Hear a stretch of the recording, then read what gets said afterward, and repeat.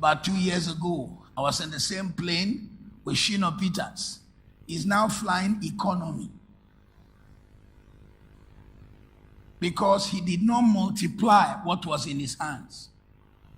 Jim Obia doesn't even need to fly in any commercial plane. But the only time I've seen him was when we were in first class cabin together.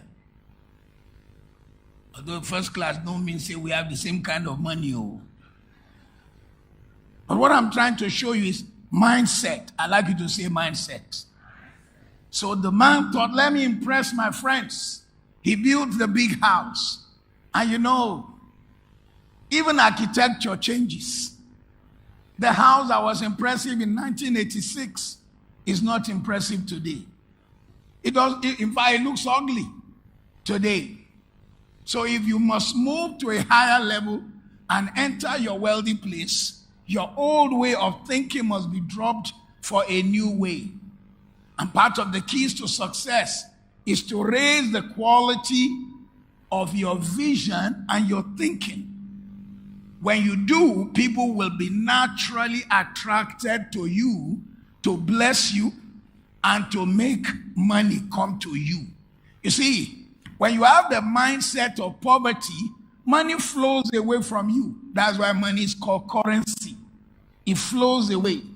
When you have a mindset of wealth, money flows to you because you do the things that makes it to flow to you every day.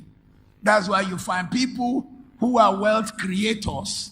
They do things every day that make the wealth to come to them. This morning, we have limited time, so we're going to start our teaching by talking of a woman who found herself in a broke situation.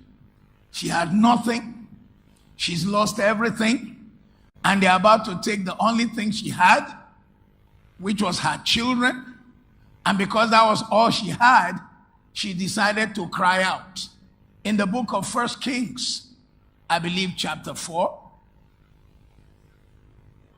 2 Kings chapter 4, we have the story of the woman who the Bible makes us to understand that she had nothing but her sons. They now came to take the sons, and the woman cried out. She cried out. She knew that if they take the sons, everything is gone. 2 Kings, if you have your Bible, please. 2 Kings chapter 4, verse 1 to 7. 2 Kings chapter 4, verse 1 to 7.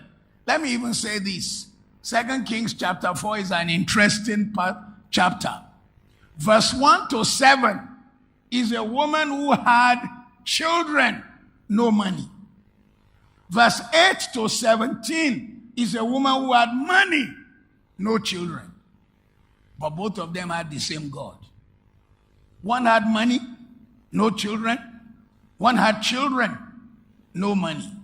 We're going to look this morning at the one who had children and no money. A certain woman of the wives of the sons of the prophets cried out to Elisha, saying, your servant, my husband, is dead, and you know that your servant feared the Lord. And the creditor is coming to take my 2 sons to be slaves. So Elisha said to her, what shall I do for you? Tell me, what do you have in the house? And she said, your maidservant has nothing in the house but a jar of oil. Then he said, go borrow vessels from everywhere, from all your neighbors. Empty vessels, do not gather just a few. And when you come in, you shall shut the door behind you and your sons. Then pour it into all those vessels and set aside the full ones. So she went from him, shut the door behind her and her sons who brought the vessels to her, and she poured it out.